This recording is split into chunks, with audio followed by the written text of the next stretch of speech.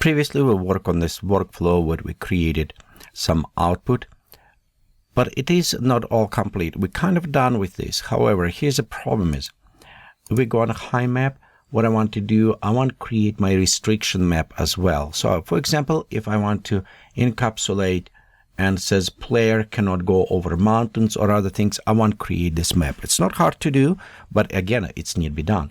As well as before, if we have different seasons, like for example, winter, spring, summer, or fall, I want to maybe add a snow layout. So I want to change a little bit shape of my terrain based on this.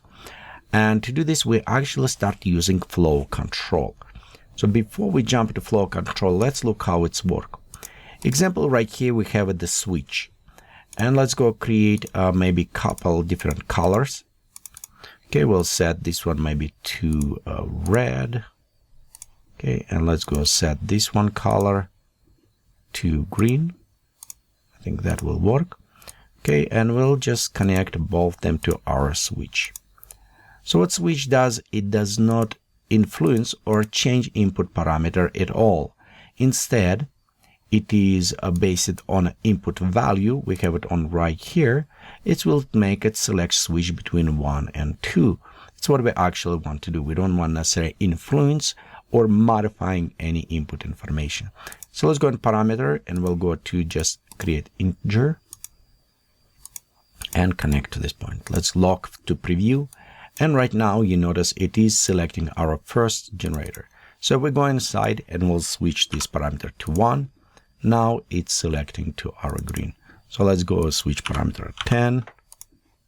It still be same. So it is a simple switch. It does not combine, does not merge. It just make a selection between 1 or 2. So that has worked very well for us. Let's go at this time, and I'm going back to set to 0. And now we need to add effect. So right here, we'll just delete both of this. We don't need any more. But we have it our erosion and equalization and before. So let's go before this one. We'll go and connect to one output. So this is our one input. And we maybe input and we have it one output. So we maybe even change afterwards. But for now, I just want to create this way. Next, we'll go in a natural. We'll go select the snow. And let's go pass this parameter through our snow and create it output. Notice we also have a snow depth field as available for us, as well as snow intensity and snow melt intensity. So in this case, it's how much the flow will affect. Those parameters we can also modify it or control them from temperature up and down, which is we will create a little bit later. Okay, so right here, we'll just leave it as default. And again, let's go ahead, click maybe on a preview in this case. Let's render all nodes at this point. And here's our integer generator. Okay, let's look before, and we'll go 1. So we'll select preview, and you can see how much is changed with the snow. So this is our snow is enabled, and we'll look closely. You can see right here we have an element of the snow. Again, we not yet adjust snow, we just preview of location. Okay, let's go to disable our snow, render again, and right here without snow you can see the snow box is gone. So this is very simple switch, but it does provide for us what we needed. Of course, we need to go inside and modify on a snow, how much snowfall do we want it, what is the stickiness, and I'll just remove a little bit on this element. Okay, so we create this. However, you remember we have it all these additional elements, so I will probably prefer to go create connections from around this area, so we bypass all these elements that we already merged with river and other ways. So in this case we have it our creation already done. However, if we're creating to high field output, then all these nodes will need rework as well. Let's rework a little bit on temperature, and temperature will also affect our melting point, because at this time we have a high field input of the melting, and we could actually just go right here and connect to our, okay, right there you go. So we can go inside and connect our height for the temperature to our melting point. So in this case, it's help us to determine what's happening. Okay, let's preview one more time now. Go output. And this is, again, let's look on our generator. This is without snow. It should be exactly the same as before. Okay, and this is our without snow. So we'll have our flat area for the river with a very nice, right here. I like how it's coming to our flat. So we have nice elements. Okay. So let's go next. We'll go to our generator. We'll enable our snow at this point. Let's go to render. And here's our actual snow on the top. And you know what? We could actually coloring. I think this will help. Let's go to add some of the coloring and combine our colors so we can see where's the snow, place it in other elements as well. Okay, so let's go to create colorizer, and we are going actually output, and we'll select overlay output, and let's go from switch connect here. So here's our preview, and you can see this is with the kind of snow map.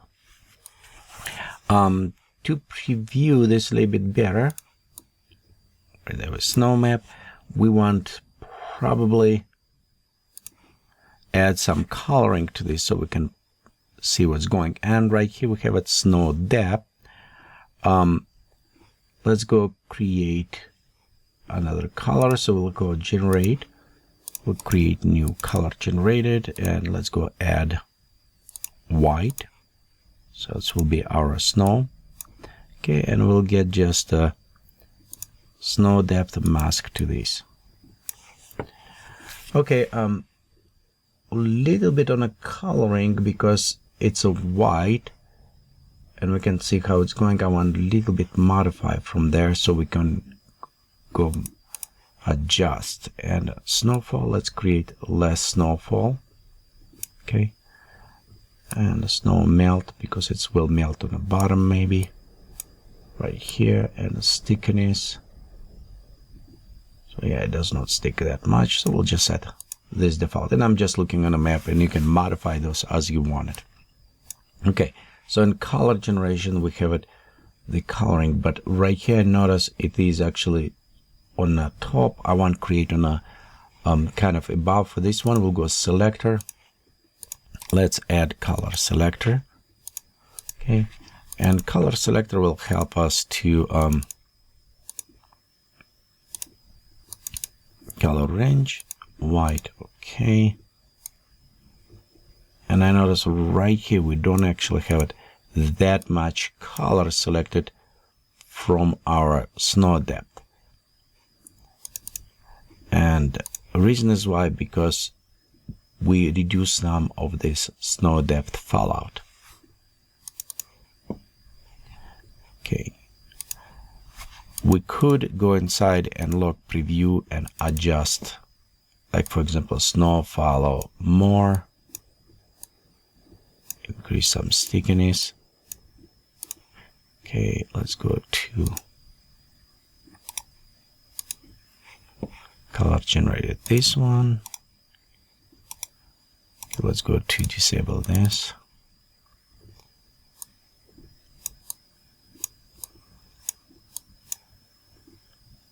We could a little bit work more with the color selection and other stuff. However, what I'm trying to do is isolate it. I'll need to isolate this area where I think this mostly will be snow going. So we'll leave it this alone. and we'll just go to actually, you know what, let's remove right now because our color is not yet selected.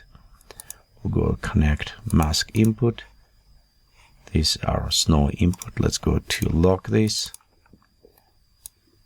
and we'll just reduce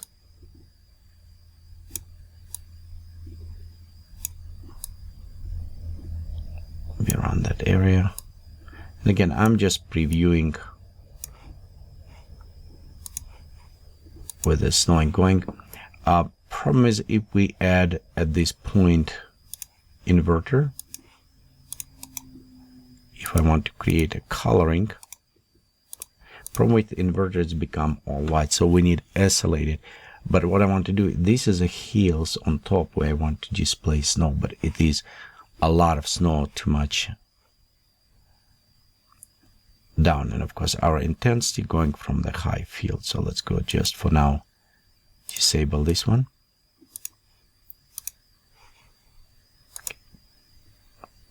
And our intensity actually should go just in those areas. Okay, let's create one more inverter,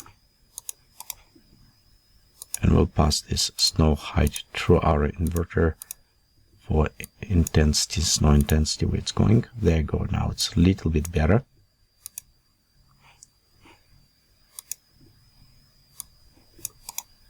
Okay. Lock on this device.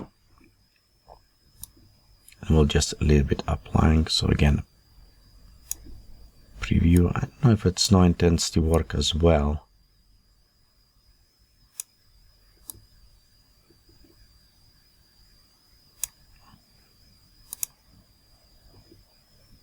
Okay, right here we have it also. Intensity, actually this one it go from melting snow intensity to high field snow intensity.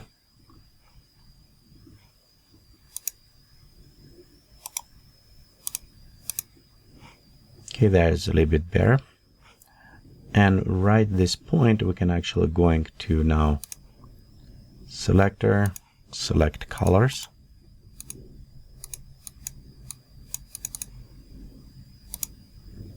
Color range. Okay, and on this point we can actually go in and just set color only right there, and let's preview. So this point you can see. Okay, let's re-render a little bit. Okay, click OK. And here's where we have kind of snow applied to this.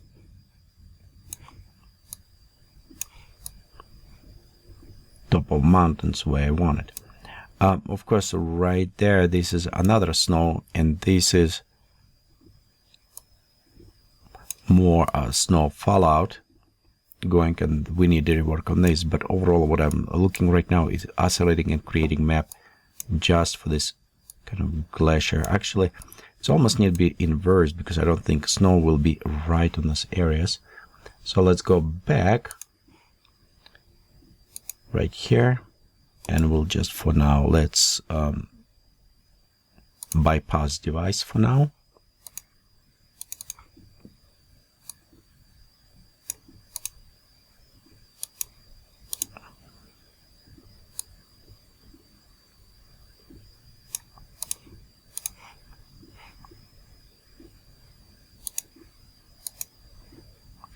You know what, we almost need to, yeah, select this one.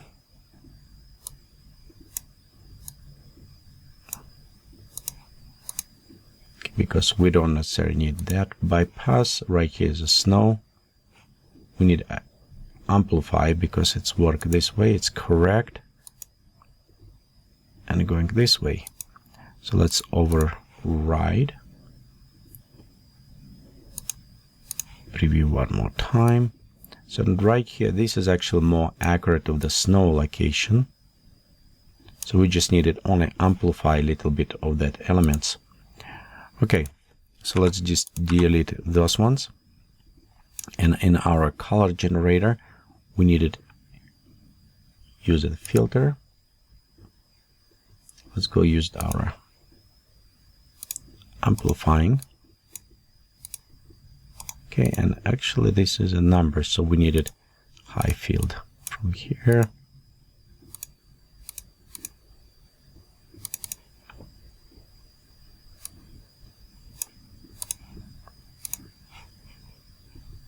Okay, and preview. And right here we have a little bit more accurate, I think, snow distribution at this time. Yep, including the wetness. Okay, so we don't necessarily have it high on the mountains. We needed to create, go inside the snow and work a little bit more on the stickiness, which is going to mountains and other things. But overall, there's a little bit more applied to this. Okay, so let's go on next. We'll just add a little bit more different coloring so we can see our map a little bit more inaccurate how it will present.